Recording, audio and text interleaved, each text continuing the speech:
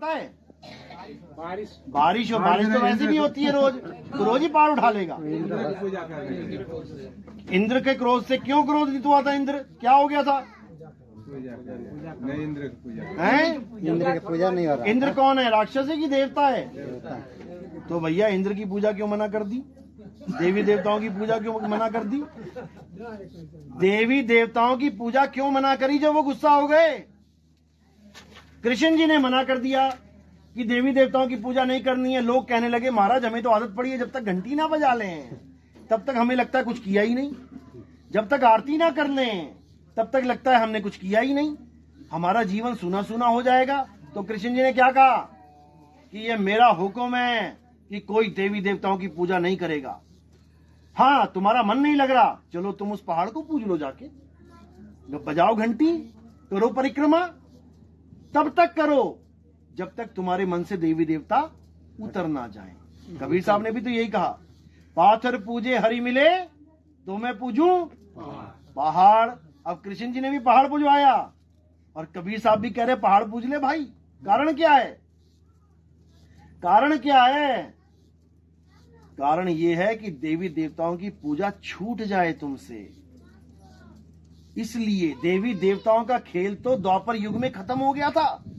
सारे देवी देवता रुष्ट हो गए क्योंकि कृष्ण जी ने साफ बोल दिया कि हमारा धर्म सनातन है, हमारा धर्म ये नहीं है जो देवी देवताओं की पूजा करना है। हाँ कुछ नहीं करना है, कुछ नहीं पता है तो कम से कम देवी देवता को पूज लो। LKG का ज्ञान है ये। आप गीता में देखेंगे उसमें लिखा है कि जो देवी देवताओं की पूजा करते हैं वो अल्प बुद्धि लोग हैं। अल्प बुद्धि यानी छोटी बुद्धि, निर्बुद्धि नहीं कहा कि बुद्धि नहीं है।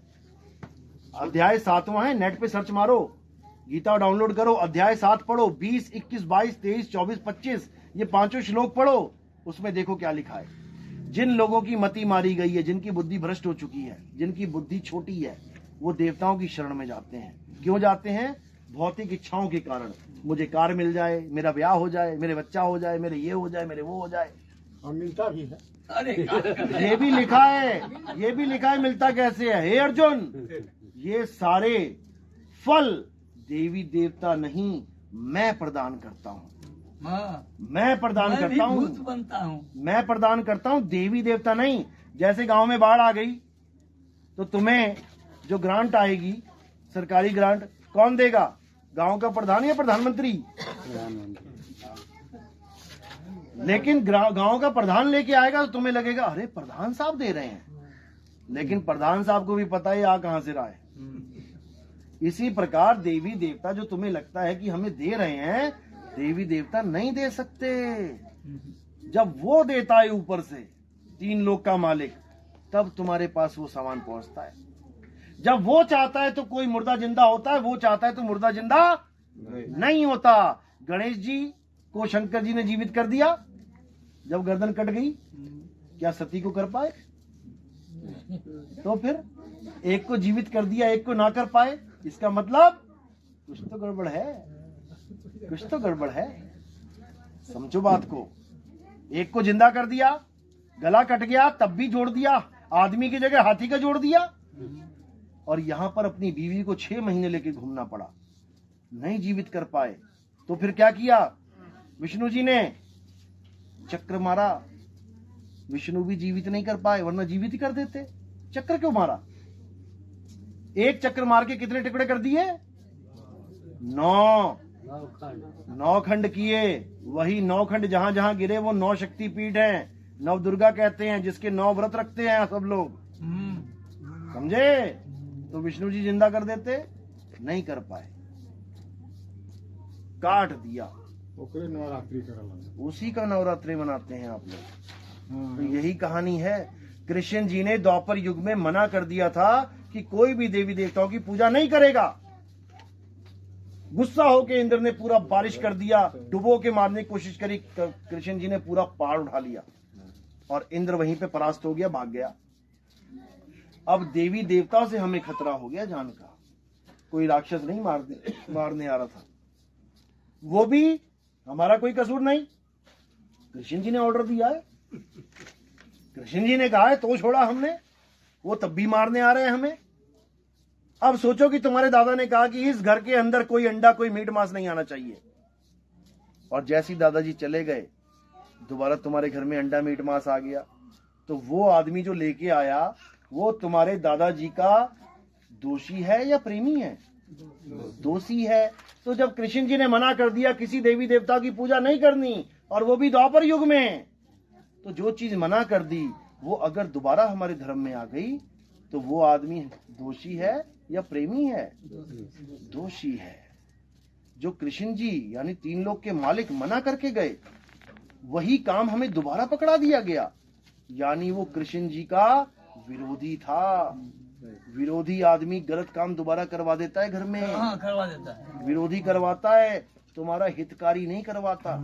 और अगर मैं कह रहा हूं कि देवी देवता छोड़ दो तो मैं हितकारी हूं कि विरोधी हूं तुम्हारा? ऐसा बात मत करियो। ऐसा बात मत करियो। ऐसे ही लोग थे जो वापस ले आते हैं, नहीं नहीं नहीं ऐसी बात मत करियो, यानी कृष्ण जी से भी बड़े हो गए तुम। कृष्ण भाई तो कृष्ण की बात मानो ना। कृष्ण भगवान तो कृष्ण भगवान ही कह रहे हैं, कृष्ण भूत थोड़ी नहीं कह रहे हैं। कृष्ण भगवान कह रहे हैं कि देवी देवताओं की पूजा मत करो। तुम कह रहे हो नहीं नहीं नहीं नहीं, तो तुम कहाँ कृष्ण जी को मान रहे हो? ऐसा मत बोलो। अब आपका क्या हिसाब है? मैं कृष्ण जी को मानता हूँ लेकिन मैं कृष्ण जी की नहीं मानता। अब एक पिता को रोज आदमी मानता है, एक लड़का है रोज पिताजी के पैर छूता है, पिताजी पिताजी पिताजी। पिताजी कह रहा अरे खेत में खाद डालनी है, पिताजी पिताजी पिताजी। चला गया। अरे यार क्या लड़का है, मैंने कहा खेत में डालना है, वो तो डाला नहीं है, पैर छू के चला गया। फिर सुबह आ गया, पिताजी पिता, अरे बेटा खेत में अरे पिताजी पिताजी पिताजी, चला गया। फिर जब महीना 2 महीना ऐसा होता रहा और पिताजी बैठे अपने दोस्तों के साथ, को क्या कहेंगे? बहुत बहुत अच्छा लड़का है मेरा, बहुत आज्ञाकारी गुणकारी है। क्या बोलेगा? अरे इस निकम्मे से अच्छा तो यह पैदा ही ना होता। पिता कहेगा ऐसी निकम्मी औलाद मिली है, रोज पैर छू के जाता है लेकिन मेरी बात ही नहीं सुनता। तो कृष्ण जी भी क्या कहते हैं, तुम रोज जाते हो पैर छूने लेकिन कृष्ण जी की बात नहीं सुनते।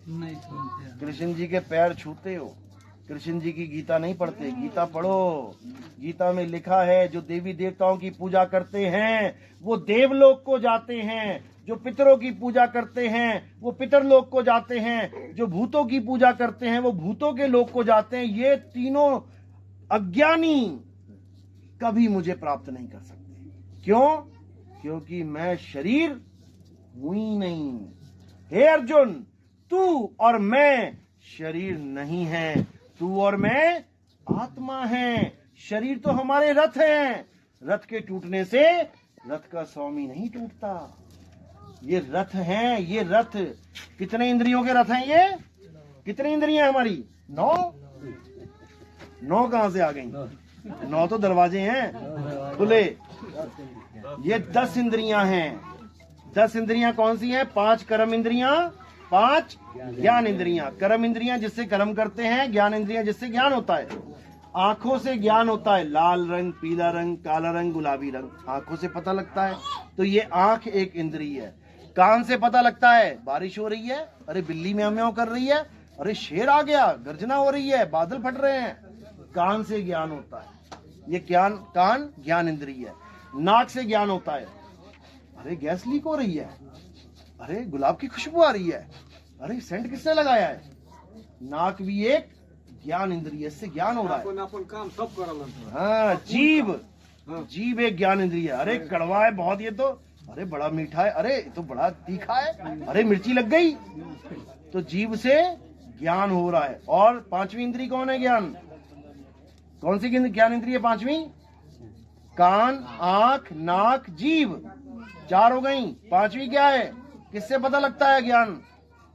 ये जो चमड़ी है तुम्हारी, तुम देखते हो हाथ लगा के, अही गर्म है, अरे ठंडा है।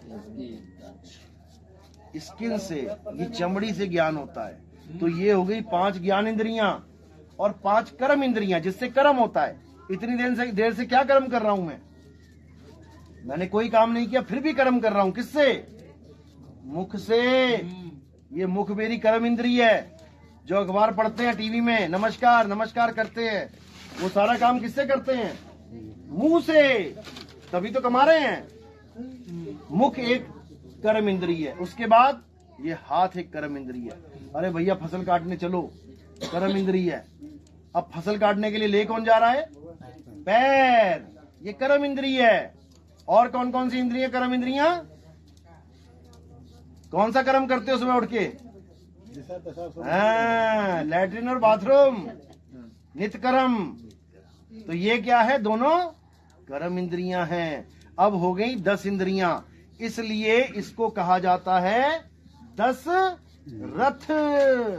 10 रथ यानी 10 इंद्रियों का रथ। और इसका जो राम है, जब इसका वियोग होता है, जब दशरथ से राम का वियोग हो जाता है, तो दशरथ क्या हो जाता है? मर जाता है। तो जो ये 10 इंद्रियां मर के पड़ जाएंगी, ये रथ है 10 इंद्रियों का। राम तो वो है जो इसको छोड़ के चला गया, उसको कहते हैं रमता राम। ज्यों तिल माही तेल है, ज्यों चकमक में आग, और तेरा साईं तुझ में है, जाग सके तो जाग। कस्तूरी कुंडल बसे, मरग ढूंढे बनमाही, ऐसे रमता राम है ये दुनिया जाने नहीं। तो रमता राम को जानना है, जो रमा हुआ है उसको पहचान जाओगे तो शरीर से अलग हो जाओगे। तो उसी राम को जानना है जिसकी वजह से ये दशरथ चल रहा है। जैसे राम अलग हुआ, दशरथ वैसे ही मर जाएगा।